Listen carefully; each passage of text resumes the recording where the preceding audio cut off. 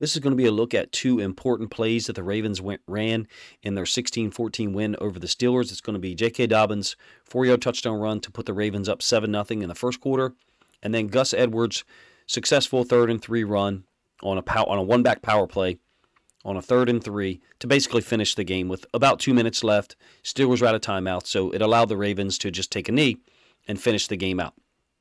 I'm going to talk about it from a formation standpoint and show some pictures. The All-22 video obviously is not out yet. I will show some film of the play being run against previous teams. I think I'll show 6 plays. And I'll talk about QB power read, which I think is what the Steelers thought was coming. I think they misidentified the formation, possibly. If there's any Steelers fans that watch and want to talk about the alignment of the defense or anything like that, let me know.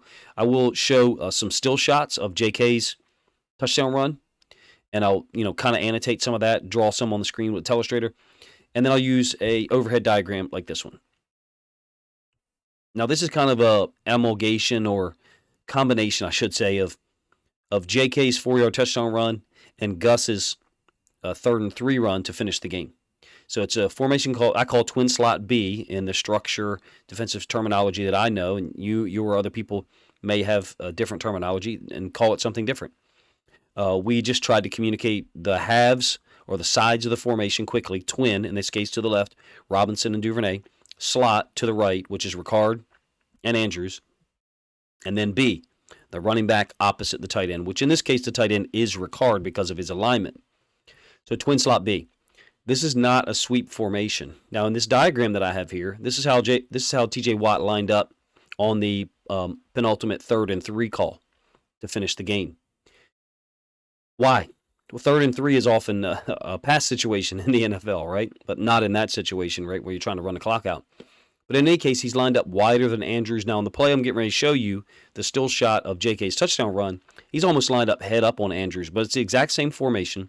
It's the exact same motion, exact same personnel on the field, except I think Cleveland is on the field for JK's touchdown run, and then Cologne is on the field for Gus's 3rd-and-3 successful run.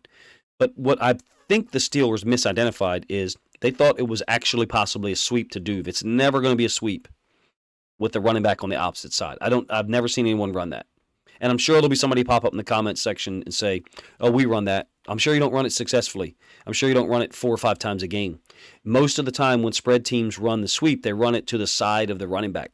And if they do run it away from the running back, there's usually a reason. The defense is probably misaligned in some manner or overcompensating to the side of the back. But in any case, I think the Steelers are playing the sweep. And in this diagram you see up here, Watt is lined up wide.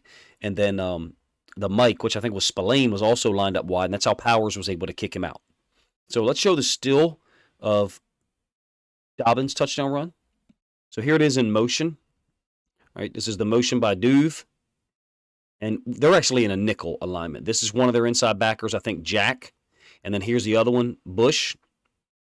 Watt, you can see his foot. You can see his foot here. So he looks like he's slightly outside of Andrews.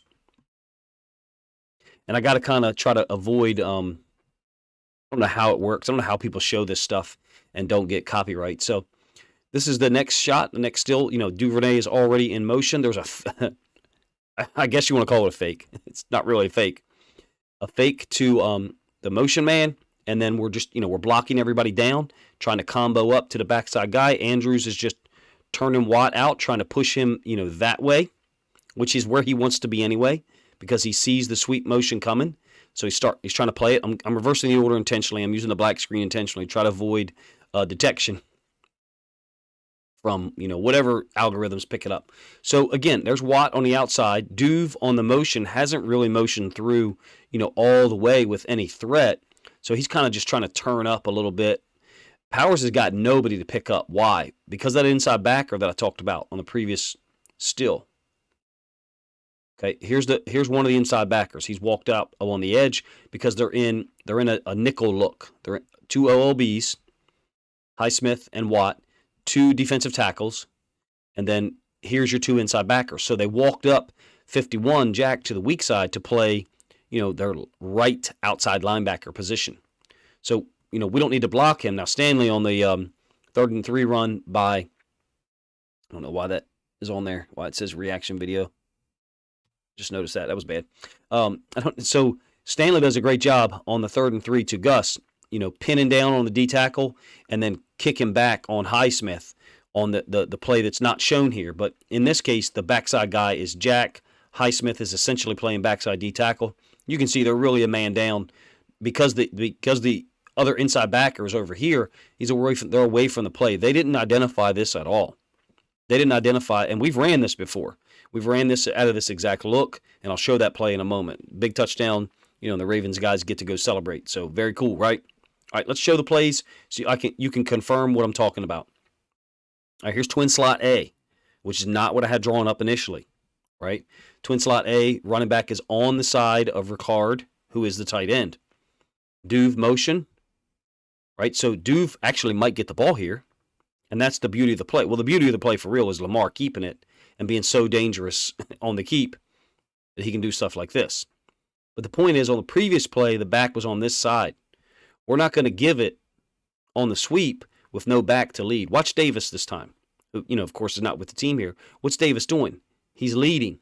The way most teams try to fit this is the OLB tries to fit outside the running back, and someone else, normally an inside linebacker, tries to fit inside the running back. So you got one player outside, one player inside to account for that new gap that's been created, and then the other guys need to fill and flow inside to deal with the quarterback.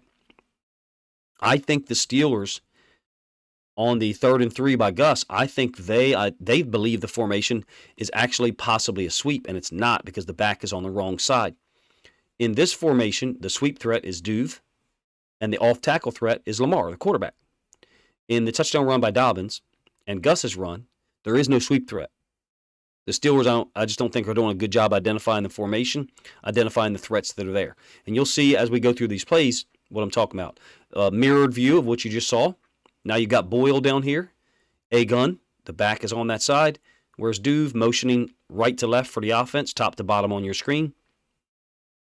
Following the running back, Lamar keeps it and does Lamar Jackson thinks. It's a one-handed football play.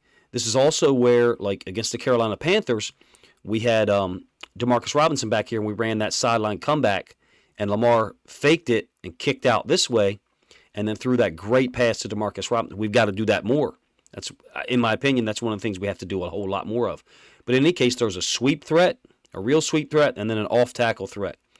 Even though it is a one-handed football play, one-direction football play, I should say, predictable direction-wise, there at least is two options on it. All right, now you do not have Duve in the slot.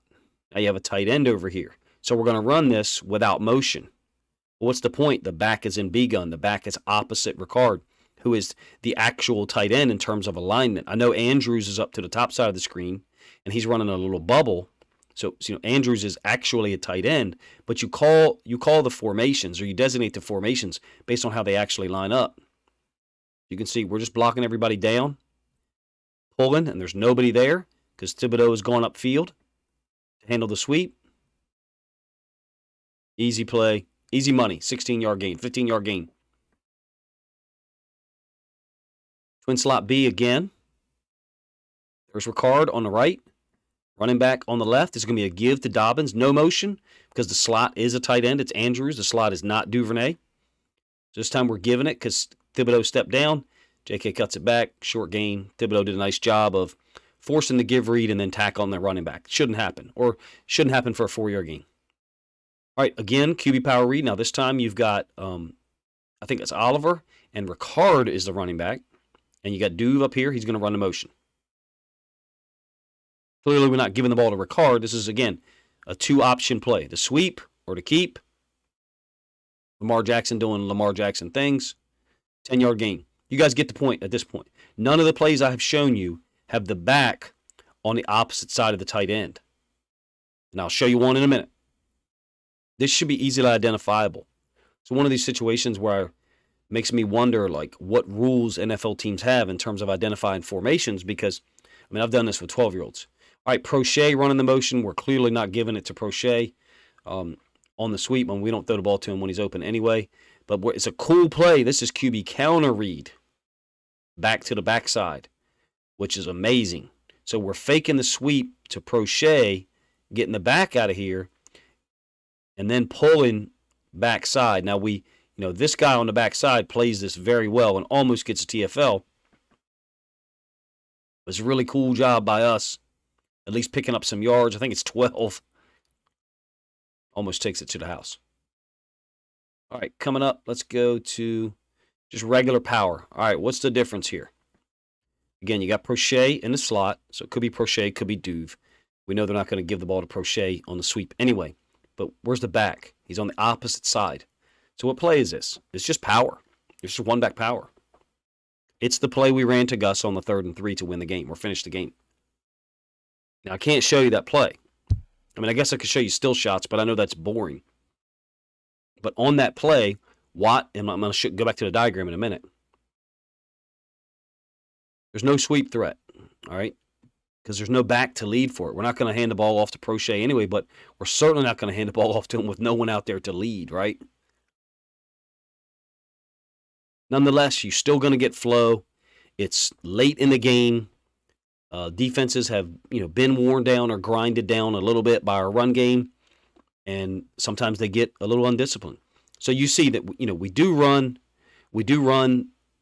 the power. We've run this play before, which was the touchdown run to Dobbins, and the run by Gus. Oops, wrong one. Shoot, very unprofessional. My bad.